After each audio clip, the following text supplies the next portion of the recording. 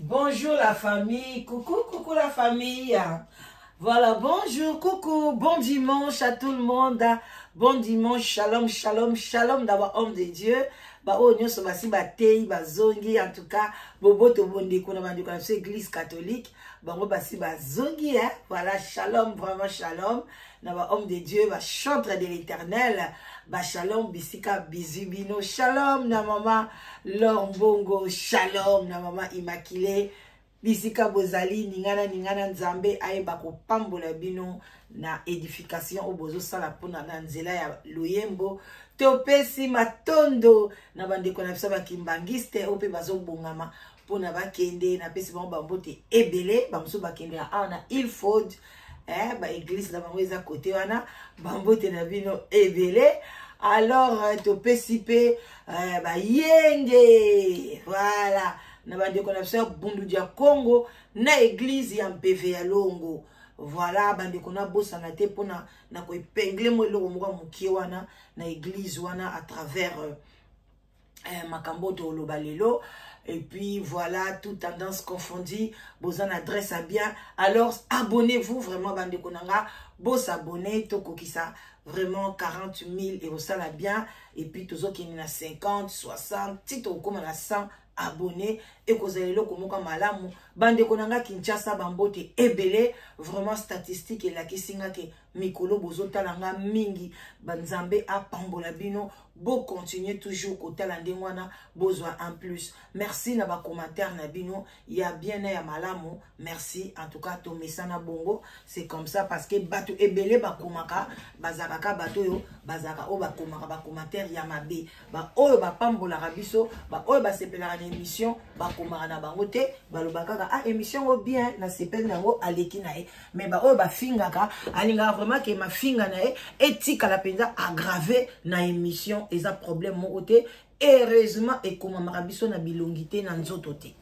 Voilà bandeko na ngai bo like bo partager toye na biso ko solo la vraiment ko solo la ko sala moi parallélisme moko entre prophétie oyo balobelaka paix à son âme blanche. Moi si il y a pasteur Marcelo na prophétie oyo balobeli ndeko na biso moi si nzamba pambola ye mona munyanga tongo leur mbongo vraiment tolingi to ça la parallélisme nango parce que j'ai eu beaucoup de gens même des apôtres bakomi kombo ya akomi kombo neza apôtre mais azokoma bolongwa kuna bo bilobela na bino wana ba akome apôtre de l'Éternel. Vraiment bandeko na ngai mboka na biso eza na danger.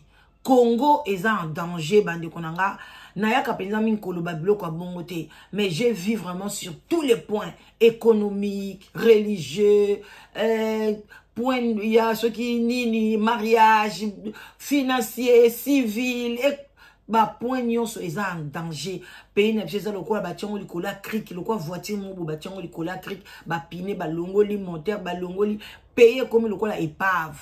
Parce que même dans la parole de Dieu, il y a des failles. Même les hommes de Dieu, bazoe bako zungi sa batu nanzela te. Ceux qui, par exemple, ngana bungi, mais yoza homme de Dieu, musala na oni. Faut que ne ko lukanga ipata wana ngana bungi, ozungi sa ngana nzela. Mais yozo ya susu, ozo ya lisusu ko finga ngai, ozo ya suko benga na ngai. Apôtre moko azar. Peu na linga ko luka kombo na ote mais nga vraiment un jour mais so mon esprit nangé et baluki non parce que photo no ezana oluko na ko exposer parce que ce n'est pas normal. Yo un apôtre tu ne peux pas venir condamner batu ko finga batu te biso tozana biso eloko te sous le baoba ezana ngo église te na kena nga pe église te na kena nga pe église te donc naza lem soupe naza égaré yaka ozongi sa na nzela. Mais yosko bani ko finga ngai. Même si je ne parle pas l'église, mais je suis dans le corps du Christ. Parce que dans mon église, moi Jésus Christ a tonga kité. So Jésus Christ a tikala ko tonga église. Atezaki na Jérusalem, atezaki na Égypte, atezaki wapi nga ki vraiment na sala nyonso.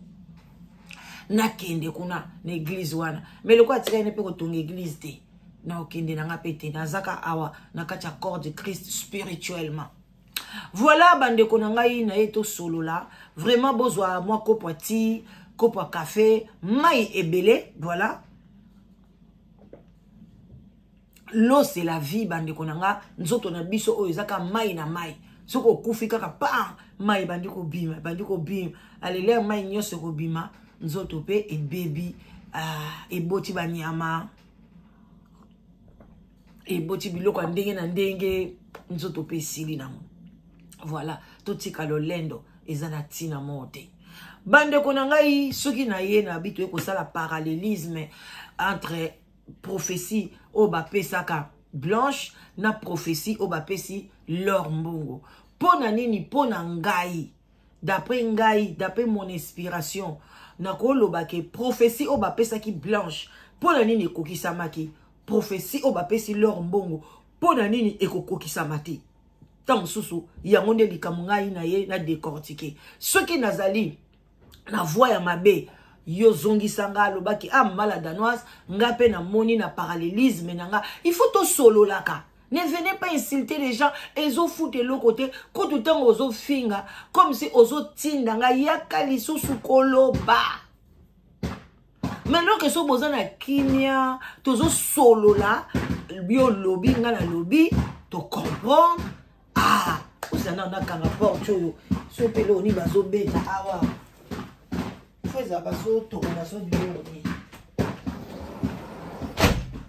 Voilà, les autres maquillés, les autres côtés là. Voilà, donc, tous autres solo la bande de Kunangaï. D'abord, avant de kenner na parallélisme, ils allaient bientôt yeba qu'est-ce que la prophétie. Prophétie est un nid. Na yo kaki batumsu balobelingai ke non, ce qui moutalobeli au passé. Alobeli au passé na présent, et sa prophétie, et sa parole de connaissance. Mais si on a l'obéli à venir, il y a des prophéties. Moutou a komelinga na sengepe merci hein. OK. Parce que nga ponangai ce qui moutou a l'obelinga y passé, présent, futur.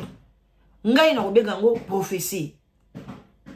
Omoni, mais matumsu balobi te. Ba cause à peine raison. Alors, tout ça la peine effort, tout l'andana nous. Bible lobi na biso nini. Et loko nini lobi na biso na Bible. Parce que batu balingi Bible makasi. Mais boboninga na yaka pe côté ya bino. Mais sans Bible. Sans Bible, cela veut dire que pas sans Bible. Bolimbisi makasi. Avec Bible, mais sans verset. Mais maloba nyoso so nga na lobi na insister. Yeba keza na kati ya Bible. Yonde kende ko lukango.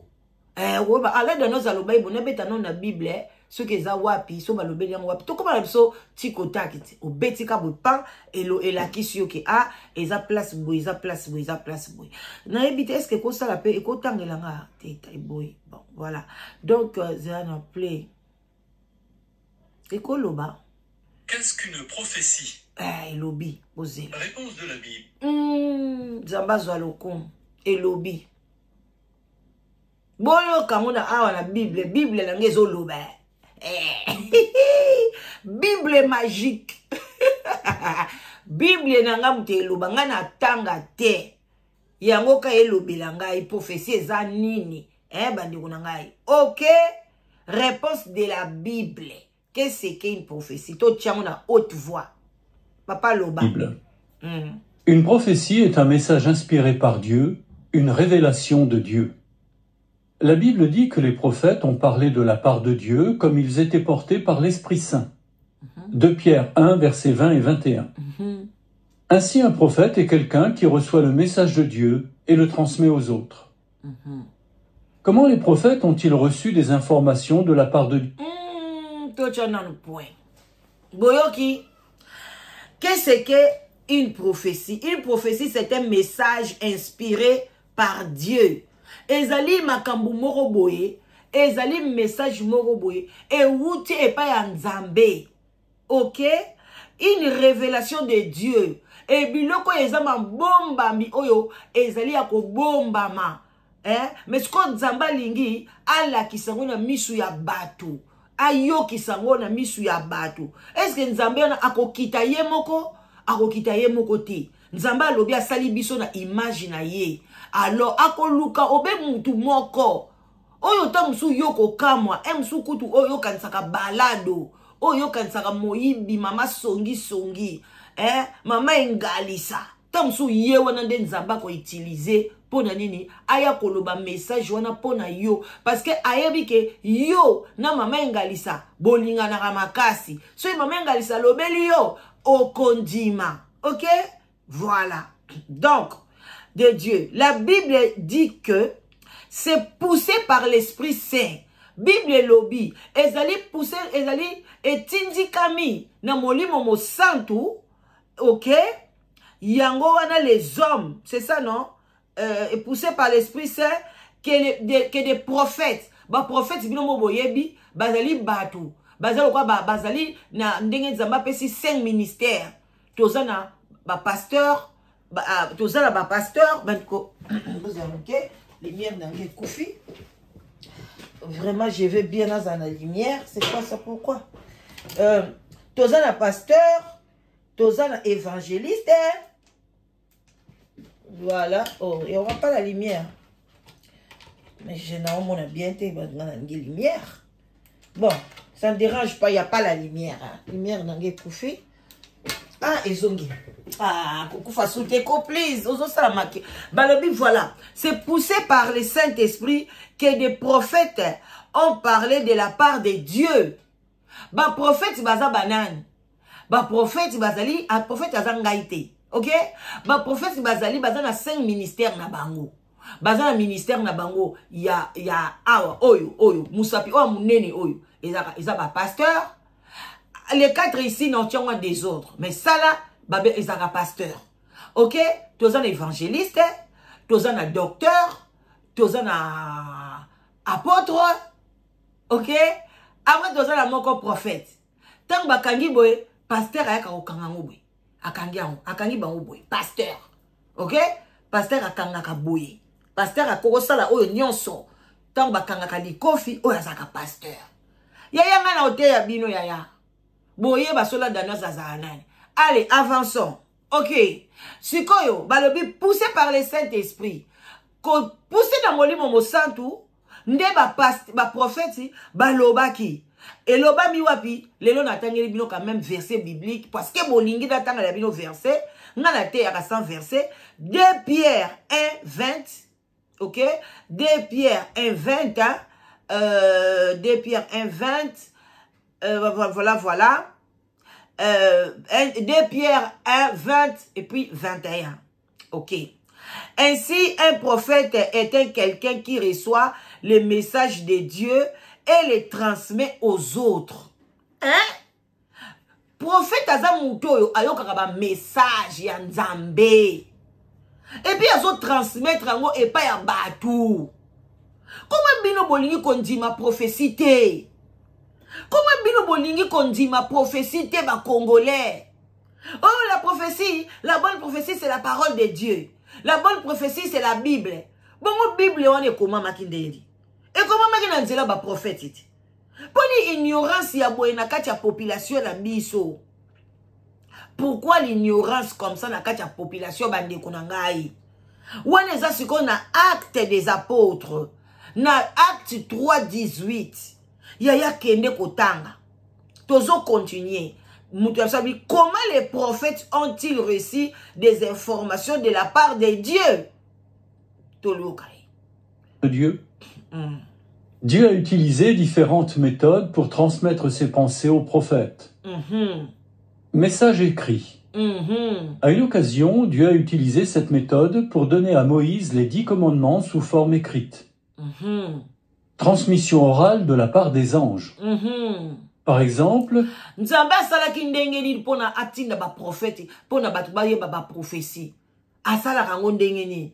Akosala ngo pe na ndenga kokoma. Exemple ninga komaki pa ya Moïse ba tableau binika ka papa les 10 commandements. Akosala ngo pe na ndenga koloba. Okobia par oral. Yango ndeko na psa zoloba. Après cet exemple, Dieu a utilisé un ange. Oyo balingi ba monango par écrit, auquel na Exode 3 Exode 31 18. Oyo lingi o monango par oral, auquel na Exode 3 de 2 à 4 et puis 10. Wana a utilisé un ange pour donner à Moïse le message qu'il devait remettre au pharaon d'Égypte. Vous comprenez? Tozo la nanon papa la biso a continué na koloba. Dieu a utilisé un ange pour donner à Moïse le message qu'il devait remettre au pharaon d'Égypte. Quand le choix des mots était très important, Dieu a demandé à des anges de dicter son message. Par exemple, quand il a dit à Moïse « Écris pour toi ces paroles, car c'est suivant ces paroles que je conclus vraiment une alliance avec toi et avec Israël. » Exode 34, verset 27. La note ajoute « Même s'il semble dans cet exemple qu'au début Dieu a parlé directement à Moïse, la Bible montre que Dieu a utilisé des anges pour transmettre l'alliance de la loi mosaïque. » Fin de la note. Vision. Vision. Parfois le prophète recevait une vision alors qu'il était réveillé et parfaitement conscient. Dieu nous a la vision. Pour cause de la conscience. Aux appels ya ko lamuka boy. Mbala moko moni vision. Au moins le film Titanic. Au moins le film d'horreur. Au moins le film à s'être trompé. Et zo le coca na misu boy. Vision. Vous comprendre? Bande konanga. Bolo bate ke batu bazo kosa ba vision. Batu bazo kosa ba prophétie. Ce n'est pas bien bon mais ma batu na li boulou. Bino ndengaite. Mais bino batoyo bozo di ma prophétie bino de bome ma batuna li boulou. Dans certains cas, certaines étaient si vivantes que celui qui la voyait y prenait part. Dans d'autres, la personne recevait une vision alors qu'elle était en extase. Dieu a aussi communiqué son message par des rêves pendant le sommeil du prophète. Guidé par la pensée. Nabando topé. Prophétie. Dieu a guidé les pensées de ses prophètes pour transmettre son message, comme l'explique ce verset. Toute écriture est inspirée de Dieu. L'expression inspirée de Dieu peut aussi être rendue par soufflé par Dieu. 2 Timothée 3, verset 16, note. Dieu a utilisé son Esprit Saint ou force active pour souffler ses idées dans les esprits de ses serviteurs. Le message venait de Dieu, mais le prophète le disait à sa manière. Les prophéties, s'agit-il seulement de prédictions? Non, les prophéties bibliques ne se limitent pas à la prédiction d'événements futurs. Boyoki, ezoka ko se limiter te na ba idée na ba makambo moko ya futur. Te, eza vague. Bande konangai. Aya. Biso to yo kaka. Tant to yaka liboso na binoko, tant na lo ba prophétie. Na yebi ti place donc eluke la bino ba source. Na ya kaka ki bongote. Cependant, la plupart des messages venant de Dieu concernent l'avenir, même indirectement. Par exemple, les prophètes de Dieu ont à plusieurs reprises mis en garde les Israélites à propos de leur voie mauvaise. En avertissant le peuple, les prophètes annonçaient les bénédictions qui découleraient de son obéissance, mais aussi les malheurs dans le cas contraire. Jérémie 25, versets 4 à 6. L'avenir des Israélites dépendait de la voie qu'ils allaient choisir de suivre. Exemple de prophétie biblique où il n'était pas question de prédiction. Une fois, quand les Israélites ont demandé l'aide de Dieu, il a envoyé un prophète pour expliquer que, parce qu'ils n'avaient pas voulu obéir à ses commandements, il n'allait pas les... Prophétie, ezaka eloko a passé te. Ekoza la ka appelé l'Europé, ya venir. Ezaka ka prédiction, ekoza pe. Ok? Bon, l'oka bien. Quand Jésus a parlé à la femme samaritaine, il lui a révélé des choses sur son passé qu'il n'aurait... prophétie, ezalaka passé te, ezalaka kasoki passé, Congolais bino boyebi Jésus-Christ ye moko azalaki prophète à numéro 00. Mama yakawa. Mama pesanga mai. Boyo kalisolo yaya. Mama moko kabo ye wana mama maquillage. Zokende kabo na pui ya Jacob. Boyo kalisolo. Bino la danoise yebi Bible te, bino bo sakana Bible. Bino bo yebi Bible. Nga na tanga la Bible te mena mela tina obotama ba lisinga rouleau na ngona na ngona lipumwa na lobana nga kaka. Boyo kasiko histoire. Mama wana azwa na pui kotoka mai atiki de mobali kuna makangwe Jésus avandika fatigué baninga bake luka mwa biloko ba batuna ye abi mama okopesa nga mai yoka mama wana atali abi yo chinois yo rwandais encore biso mikolo na ba rwandais wana mama moko akivu takulu azokende kuna amonika Jésus avandi aya lobi yo wande yo biso na bino toyoka na kate boye kozwa mabele na biso na Kongo ngana zwa mai na pesa yo yoka Yesu Rwanda lobi soko yebaki mutu azoloba na yo ya encore Jésus azalika banzoto kalukwa bakagame boye sans éclat mutu moka beauté zate soko yebaki ya mutu azoloba na o yaya olinga oloba bongo te pona ye kuta o détenir mai ya bomoi yo kutu ndengo za wana outi olibimana mobali no boye kuna mobali yango kutu azani pe mobali no te obimili ana 5 mibali n'est-ce pas ande ko te zate na ye kote ya bino makambo te papa si sa prédication to kende to sa parallélisme. Savoir que par une révélation divine elle a vu en lui un prophète, même s'il n'avait pas fait de prédiction. Durant le procès de Jésus, ses ennemis ont couvert son visage, l'ont frappé et lui ont dit « Prophétise, qui est-ce qui t'a frappé ?» Ils ne demandaient pas à Jésus de leur prédire l'avenir, mais d'identifier par la puissance divine qui l'avait frappé. Luc 22, versets 63 et 64. Voilà. Comment les prophètes ont-ils reçu des informations de la part de Dieu? Dieu a utilisé différentes méthodes pour transmettre ses pensées aux prophètes. Message écrit. Bon, et si les liens bandent j'espère que nazo l'exatante, nazo lingana la moussa, batu moro boy, même mboka na biso, ba prophétie zo bimebele, mais bozo négliger yango. Bon bakuna batona biloba loba ba faux prophète wana batami yibi wana yaya prophétie bimana munoko ngulu e bimana munoko ntaba munoko nyao yaya balobi examiner yo talana nou bien botika lor mbongo ye moko examiner prophétie na ye ba pesi yango binote za prophétie à lor mbongo eza ya yote ngana o comprendre binote. Pourquoi bozo la tango kaka bolongwa kuna akokufa te mutu moko alingi lor mbongo akufa zate lor mbongo pa kokufa te akokufa mukolo oyo nzamba lobaki akufa bande konanga sikoyo na sala parallélisme ya prophétie ya blanche prophétie ya blanche pona nini ekokisa maki bande konanga prophétie ya blanche ekokisa maki na ndenge ni na expliquer bino mwa muke. Blanche, tango ba pesi prophétie, ba meli prophétie, ba ndimi angote, eningisi mukilite, ba lobeli angote, ba tu ba sambeleli angote. Mais blanche ba pesa prophétie kala.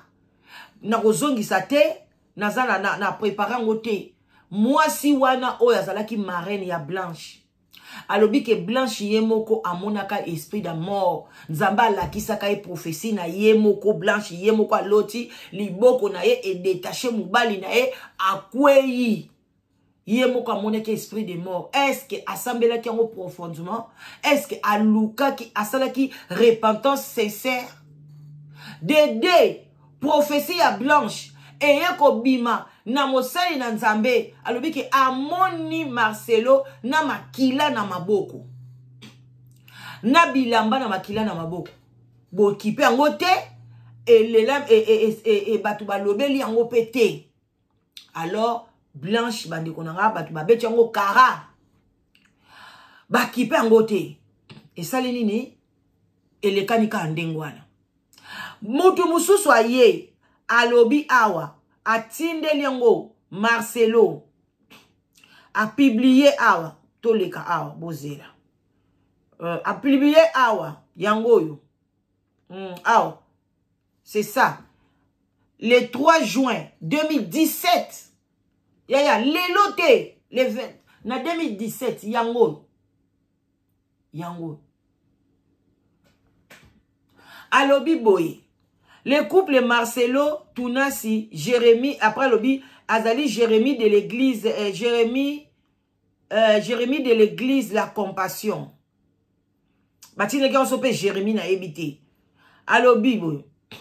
Pour un homme de Dieu, la réussite dans le ministère commence par le choix de la femme.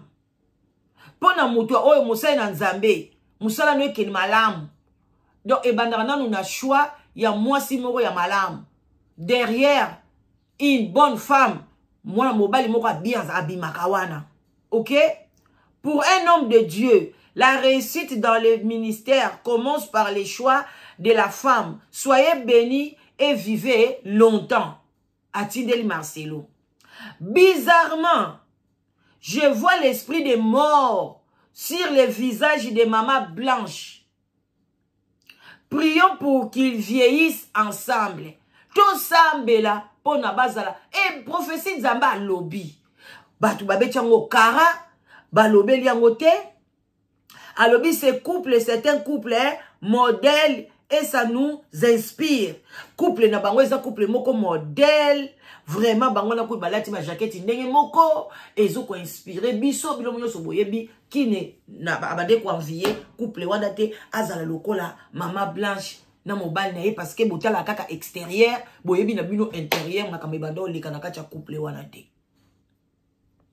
To longwe wana mobali mususu kutu pe na profession ye moko pasteur Marcelo a publié ki ngole Blanche akufi.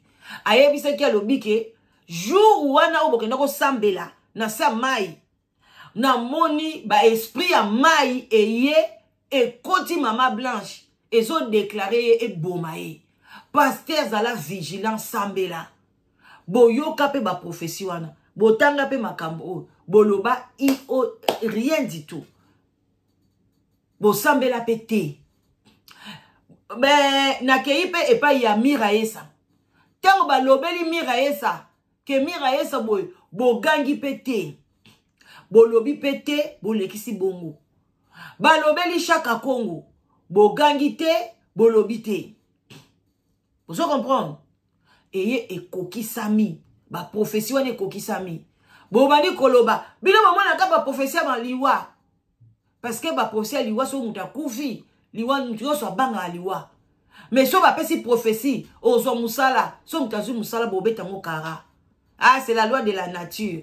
Ah, prophétie aux ok na poto. Et koki sami. Ah, et ça non normal. Poto on elondi non. Ah, et prophétie. Mobile mora bien soit ko bala yo. Et salami. Ah, et ça coïncidence. Vous êtes comme ça.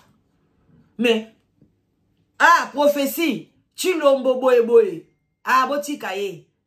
Moi na ya fachi beton. Boza bongo. Mais soy balobi prophétie liwa. Et que koki sami. Bomani ko finga mutu azwaki prophétie. Ce n'est pas bien bande konanga. Il faut examiner. Mutu oyo bayela na Bible wana soki ezaka soki Ezekiel soki nani bino batu boyeba makambo. Leba loba na e afinga moseli na Nzambe te. Abenga na ete ye kutazali na kati ndaku na e. Nasi so yo ba ko yebso na kati ndaku no otokisama ina bulwa ko sopela moseli na Nzambe. Mais ye sala nini a longole longi na e a che côté contre mi abi Nzambe limbisanga. Na ebite masumu nini onga na sali. Azaki mosali na Nzambe. Yondo sonda ka ba cœur na ba rein. Yondo sonda ka biso. Ceux qui na sala ke loko moko boye ezotinda ke ngafona kufa awo. Parce que tout est relevé condamné par la prière. Nzambe sunga ngai. Longola liwa liboso na nga. Mosali na Nzamba bimaki akoma même musika te. Nzamba lobeli e lisusu. Sikoti Nzamba bandako lobela basali na Nzambe wana. Pona Nzamba lobi a changé kate. Aza les mêmes aujourd'hui et éternellement. Pourquoi ko koloba pe na tangu na biso te? Poni na tangu na biso bozo boya yango. Poni na tangu na biso mitema na bino comme crédule. Pourquoi? Il faut demander à Dieu, toi qui pars à l'église, pour dire que c'est la bonne parole, la bonne prophétie, c'est la parole de Dieu dans la Bible. Qui te dit ça? Parce que bato ba koma ki Bible ba yoka ki pe prophétie, ba yoka ki pe mungongo na Nzambe. Baza différent na biso te, baza na makila na mai na biso. Pourquoi les présents vous ne voulez pas ça? Vous voulez seulement oh baloba na Matthieu, oh baloba na Pierre, oh baloba na Jérémie, oh baloba ki na Ézéchiel, oh baloba ki na Bakouk. Pourquoi pas oh balobi na pasteur Marcelo, oh balobi na pasteur Dominique, oh balobi na pasteur na maman Rebecca? Pourquoi vous ne voulez pas croire ça? Vous dites que bazo kosa. Au lieu entrer seulement en prière. Et ça la ni coco dans la prière. Entrer en prière là c'est un problème. Toi tu vois entrer en prière ça prend du temps. 5 minutes, 6 minutes, 7 minutes. Entrer en prière là, le temps là de 5 minutes pour expliquer à Dieu. L'homme là de Dieu là. Oh baloba ki na ye kazo kufa. Assemblée combien de minutes? Parce que le temps pasteur a longwa, a tambola, a bimaka na lupango. Déjà prière na yo kaneke pa Nzambe. Zamba zongi si ya lobi zonga prophète inangai. Kende ko yebisa na bakseli 15 ans. Voilà papa batazaide na ba 75. Tamsu ba 75 ba 70. Ta ba baksela ke 15 ans comme na 90 te. Ah. Alors si ko tamu ba yeli to parallélisme na oloba. Yango boye ko mona tamu négligence. Il y a ba prophétie na côté ya blanche. Bon monte memi blanche na liwa. Mais si ko côté ya l'or bon, bolingi pe même négligence wana bokosi. To ko sala mo négligence te. Côté ya l'or mbongo yango to yeko loba. Nanko olingo linga te to loba. Pona yemo ko aso sepela pe. Ndepe to loba to tchena ba prière. Yo soko ka mutema parce qu'il fana kwiti na yo et pas ma l'or mbongo etali yo to ba fana kwiti te. L'or mbongo aza muto apesa biso ba inspiration, ba nzembo ya bien tozo sepela na e point ba. To ba fana kwiti na ete. Pona yo ko finga biso. Si ko côté ya l'or mbongo tangu message ekwei to beti besa to lobi non. Cette fois-ci photo lobelango. Bon moi to bando lobelango. Et koti ba prière. Yemoko pa lamuki. Ba to église na ba lamuki. Mobali na ya telemi. Ba koti na ba prière. C'est comme ça. Regarde le parallélisme, ce qui fait que oh ya l'or mbongo e kokisa mate. Loba ke yemoko kota ne ba prière te. Loba ke lem sou yemoko azola kisabiso ke dans osambela mais a osambela na ete. Mais ce qui pena e ndenga la kiseli biso que non, na zuango bonne note, na koti ba prière. Siko yo fana kwit, yemo mukolo prophétie à koti ba prière. Yemo mukolo prophétie, boyo ki place à répondre. Boyo ki place à fingi bato. Pourquoi yo sko zo ya kufinga? Mosai na Nzambe. O mona ngweza normal. Toyo kanano. Avant na komi ko silisa, donc yango na loba na bino, bo sakana na ba prophétie te. Ngai nde naza boye, mobali na nga lingaka prophétie te. Alors bato baloba ba prophétie, eza batu oyoyo, banda ko zala balabala banda ko tala batu maboko bakota na kati ya prière. Mais nga na yebsaka non. Parce que nga na yebi ser na nga moko. Aza a na kati ya Londres a. Le nga na zo ya na poto. Na yebi sa kutu bango te ke na zu visa. To sambela. E wana nga na osambela na la borne. Siko direction ya arche. Et pas pasteur Sembe. Ngai. Na zo baptême. Muta batizanga pasteur Sembe. Église de la borne. Na direction ya arche. Pasteur Landu, ba pasteur na biso boyoka. Pasteur si comment ils appellent Sibu. Bozo ba pasteur ba pesa na évangile. Hein? Bozo ka ba pasteur ya makasi wana. Vous comprenez? Na sakit na bango pasteur Sembe abande ko ya na ndaku nanga. Pona ko ya ko prier pona bana nanga. Pasteur Sibu leng na kena 2016. Na yoki kout balubia kenda sur Afrique du Sud. Na moi si je crois maman Micheline, des choses comme ça. Comme Kimingai. Il paraît que kout bakabwana. Abosanate. Après ce qui 28 ans, ce qui 20 combien. Azo tunanga. Boni bana. Ndengeni mwana liboso. Ndengeni yami balé. Parce que ngai bana na botami. J'ai toujours aimé mon Dieu. Binonde mutubomo na kangandoki. Et kamu isarangai. Nabia non, Jésus m'a dit oui, yaya. Bongo zo banga ninga mokutu Yesu, ba benga nga indoki. Bongo yonde ba ko benga homo santo. Likez mission partagée. Tokei na TikTok nanga aw. Toke ko yoka sikoyo. Mosai na nzambe oyo boyoka ye. Bon. Bandeko. Ngaka ndenge na yebisaka bino ba prophétie nyonso oyo bimaka. Bandeko nanga Eke wapi susu na suka na uza wapi. Ba prophétie nyonso oyo eza TikTok te. Oh. Ba prophétie nyonso oyo bimaka na ba minoko bato. Source nango na yebite. Etalinga te. Soki bondoki, soki kindoki, soki ngo bena ko examiner. Soki kweye pa nanga na examiner. Ah, nzambe olobini. En tout cas, soki uche pa na yo ekokisama te. Soki uche pa na yo ekokisama. Pona bandoki wala pe bayaka pe na ba prophétie pe ya bien. Bayaka kana ya mabete bayaka pe na oya bien wana. Bandeko na comprendre ezo me manga so ndenge nini yango TikTok yango. Bien na sande ni boza na longola nano na fungola isusu. Hi guys, it's time to see who's the best host. Yes. Voilà. Oyebi kezo me manga ne bande lipenza ya TikTok. Ole me manga na suka place tozali mezo be manga na bande lia osaka na tan. Toyo kanon nini oyo ya pasteur awa e bongo sima toko gérer bien to bando ke na so na suka yango na bande ko soko yo ki prophétie belela yango moni biso to lobi oya lo mbongo to vanda niete nde to yo kaka ya mira esa to vandi ka nie oyebi ke seri mo pe balobaka prophétie pour na belle vie to belela bon monte ke belle vie azana kimia soki bo beleli nzamba oyoka mais so bo yoki prophétie bo vandi ka nie bo bechango kara bino bo monika yango ekokisamaki oya blanche pana nini mobali na yaza ki tete et puis mobali na ya ye moka lobi ki tete za mabe na kimosai na nzambe. Marcelo était têtu. Il voit que non, j'ai prié, Blanche ne se réveille pas. Il va se réveiller comment? Quand on a donné la prophétie, tu n'as même pas prié. Tu as insulté ces gens-là. Tu as parlé du mal de ces gens-là. Denis laisse à dire ça que Nazomo na Mosai na Nzambe moko munene awa. Moi si na yazo kufa. Mais il n'avait pas dit les noms. Lelo ekokisami te. Ekokisami. Oh, on a comprendre ten. Mais on a comprendre sur TikTok nangate. Nanga pe ana tchela bino prophétie. Oh, n'a pas na pour dire aussi na mekape ko yebisa bino que non eza bongo te.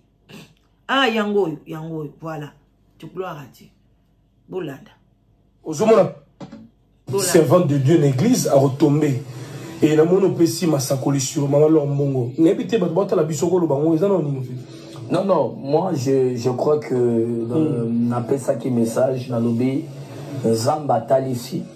Après l'Iwa et Maman Blanche, je suis en train de voir que et kozala na servante moko munene ya Nzambe ya kokufa et puis kolanda na serviteur moko ya mobali. Après nazomona kota ba comédien, il y a un esprit à sacrifice ekoti. Pai nangai na chaîne nanga les pasteurs waleka ki alobaki mosali na Nzambe amunene ti abaki chantre ya munene. Parce que batu bakomi koloba na kobanga. Parce que bobandi bobandi ko sala bango ko sala nini bobandi ko fika bango ko torturer bango, c'est pas bien. Botika bazala libre ko sala mosena basala la Nzambe na bango. Yonde sikola nanda discernement landa ke mosala na Nzambe oyo Nzambe na ye nani badeko ngana ko yawa tena sambelela bino na bake na osambela Nzambe ya pasteur oyo na olaksa bino. Non, je connais pas son Dieu. Je connais pas. Na ko tika lo sala matamu kolomote. Na yebi Nzambe na yete. Mais tango ya lobaki na chaîne nanga. Chantre moko ya munene zo kweya. Nga na benga inga moko na privé. Nda loba na ngai ezali lormbo. Siko ba loba na bino bozo ko finga bato. Bino boyoki place lombongo afingi ou bien siliki. Arrêtez ça d'être bafanda. Bozo wana kaka, bozo ko fingela ka batu bango ba ofinga te.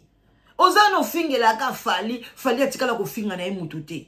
O fingela ka feri atikala o fingela mutu te. Ozo fingela Marie-Laure na ba potre bozo finga pona Laure. Eza normal te. Arrêtez ça. Na ndoko mananga na suka. Toyoka enanu kaka. Belé moussou bakoti bakisi pour un voyage à Poto parce que Mikolo va comment voyager mingi. Ba moussou ba comment pesa bango condition ba bimana bango sima ya masoko pour nazo visa. Donc le Seigneur m'a révélé beaucoup de choses ba liwa ya brisque kokota. Et c'était avant-hier, c'était hier pendant la journée, on a apprendre pour me dire que non, maman Laure a bien été. J'ai appris ça. Maman Laure Mbongo. Maman Laure Mbongo a bien été. Et la nuit je vais seulement répondre dans homme de Dieu. Boyoki bien lobi que eza prophétie. Oh ya lobaki de la prophétie, mais oh ya lobi que je viens apprendre que maman Laure aza malade. Maman Laure n'est pas malade. Elle est en bonne santé. Aza vraiment très bien. Lelo na tongo pena lieli panaine atie akalingi maki atie balie na mesa na mbali na ena bana bon appétit topie bango ba mbote. Aza très bien bande konanga. Boyoka passe na motema te. Ne vous dites quoi? Ne vous tracassez de rien. Elle se porte très bien. Pasteur Alobi Ayoki. Non, Azane est en bonne santé. Yango papa basai na Nzambe. Ceux qui ont yoki, cause la pressa ko lobate, linga o tout na Nzambe réellement. Est-ce que Abeli a solo? Abeli na aza maladité. Voilà. Vous allez voir, il y a une vidéo qui circule dans TikTok. J'ai prié parce que dans la retraite, dans Sambela qui pour naïe.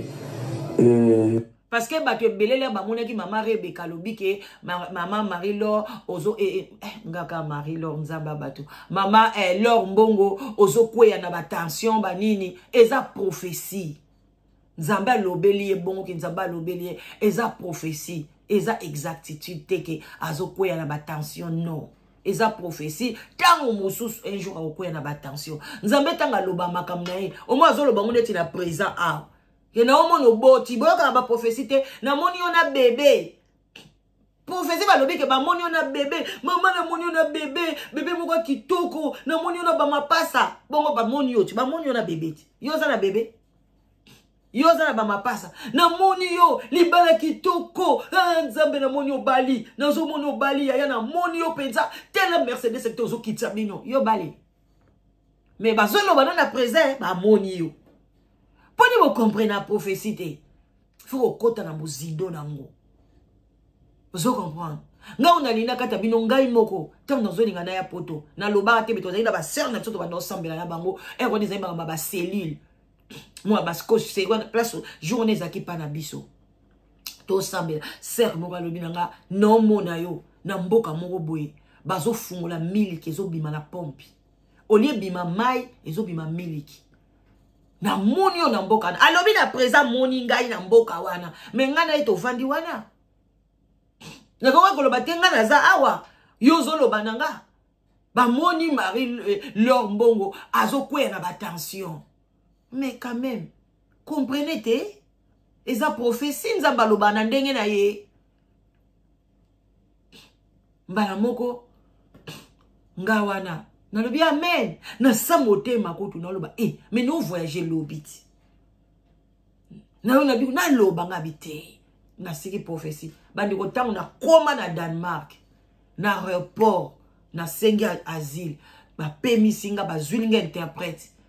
Ba meminga na bébé na kinaka na bébé na komi kuna bandeko ko koma na kana na zokoma boy na moni boyebi ba tono a mineno ba chaka ba bière wana o ezaka na ba pompe wana o fini bière na moni yango na kawana ya modèle wana siko ya pembe ba etonda na miliki ba tiango eloko wana so fini boy ba mama ba somali bazo ya ba bidon bazo toka ba miliki oyebi ke na vandanye na bi nzamba lobaka bidi bosakana na prophétie nga mutako ya koloba nga te na boya prophétie parce que nga prophétie nyoso na examina kango Nga baloba na nga prophétie awa. Ba moni nga nazo langwisa bato. Soki na pona ni pona meli belez. Na lena ntembe na meli mo 20 na nga ya. Na langwisa bato ba bien na nozi tomoni ye. Mais heureusement lobi ke batongo ba oya pa na nga. Ba oya na ba kwiti na bango basi balangwa. Siko ngana micro na kaye na oloba. Sobe na nda oloba makambo ne. Boke no landa ngo kunati. Siko ndeni. Eska ngana na minicho ngana olangwisa batu. Batu nini ngo baye na ndaku na banazala bapaya na ndaku na bana baza awa baye ba uti Irlande. Mais bana kwiti te. Ba normal. On ne sait jamais. C'est quoi jour comme ça na mona batu mo bobaya pa na bana ba kwiti. Na bien balobake batu mo bobaya balobi ko tu batongo baye na ba kwiti na bango. Mais lelo e komaela dano zindoki alangu isaka batu. Na olangu sabinoni ka maiti. Boka ngana olangu soni. Oko mela pe na mai na nko. Na komi na suka. Il y a des choses que le Seigneur m'a révélées aussi parce qu'on ne peut pas accepter de perdre Batumine Nyamboko. Parce que ce sont des mamans où banzembo na bango et consola batu ebele et pambola d'église ebele et tout le monde dit ma lobby ma beko mate. Nous sommes là pour soutenir dans la prière. Tous à la pasteur te qui a aucun soutenir mon kolomuto akufite. Quand on déjà ça na attaque il y a ba maladie, il y a ba ebele ebele nzamba tali singa ba koti na ba alliance moko ya mabe oyo bandimi na ba condition parce que na monaki bandimi ba misu bandimi na ba condition ya permettre le terme ba ko maneti ba homosexualité ba homosexuel ba bima na bango sima pour ba voyager ba kende poto ebele bandimi yango au plus tard ebele vraiment ils ont accepté cela. Ils ont accepté cela, c'est quelque chose qui est étonnant et regrettable. Regrettable de voir cela. Ils ont pas cinéma. Mais na moni liwa ya brisque kozala mingi na kati ya ba comédie. Ba liwa moko ya brisque. Mutakufika ka boye pe akei. Mais ça la déjà ba année passée, ba kufaka belé. Je vous dis à tout rekoleka. Bokanga partout yo. Vraiment na date ya lelo bokanga yango parce que ekoleka. Il y a tout ekoleka. Je vous dis la vérité. Alors, merci beaucoup. Je crois qu'il va comédien, il faut se préparer. Hein. Vous êtes deuxième pasteur, deuxième prophète. On a partagé un message à Boui que on a un peu esprit et sacrifice dans ma comédien à cause de ma visa. L'histoire de visa et même ma connexion de Mélé, ma risque. Tout le monde veut aller en Europe, veut voyager, mais à cause de la temps, il faut forcer nature. Qu'on négocie ma pacte et tout ça, je pense que ce n'est pas du tout bien. Mais tout le monde peut confier au grand port au hasard suspendu dans ses sacs par rapport à ses propos on va RTNC sur l'agression RDC. Il a dit qu'il n'y a pas de guerre en RDC. Nous sommes tapés, on nous gifle.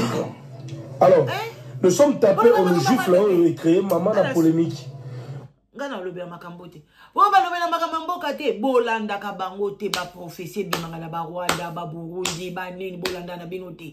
Soki olanda ka ngai o tika no pe ko mona prophétie mo te o ya Congo na chi a. Na ko tshana ngate. Na zaka na intéressé na ba prophétie wana te o ba lobela ba Congo ba Rwanda ba Burundi. Te mususu wana bande ko mususu ba chaîne mususu ba lobela kango OK oyoki kuna yo moko pe salaka pe ba investigation na yo pono yo ka ba prophétie o bazo lobela mboka na yo. Ezate nga na ke luka ba prophétie na nga na ye nango abo bandi ko juger ngai o ba tshaka ka ba prophétie ya Rwanda te pona nini Rwanda nga salione Burundi asalione. C'est le logoté. Bongisa mboka nao. Vous voulez seulement accuser les gens. Bongisa mboka na binote. Soka eloko baby Rwanda, eloko baby Mindele, eloko baby nanda kunao mobile nanga mabe, eloko baby tata mwasi na biso ndoki. Olingaka ko accuser bat yango peto bongaka te. Bande ko nanga siko ndenge zawana na komi nanga na suka. Soki lelo blanche atika ki biso parce que so nini prophétie na ezaki négligé, ezalaki bafoué, ba mimone ke bazana hauteur. Alors, ceux qui leur mbongo à kukufa te parce que prophétie na ye tozu yango na charge, ba pasteur bazu yango na charge, et ningisi mokili, batu baboyi yango, batu bazo sambela, bazo senga nzambe, asa nini, a épargner. En tout cas, tosuki wana pona lelo, bon dimanche Nabino, Nzambe apambo Nabino. Partagez l'émission, likez, on est ensemble. Bisous à tout le monde. Bye bye, bye bye.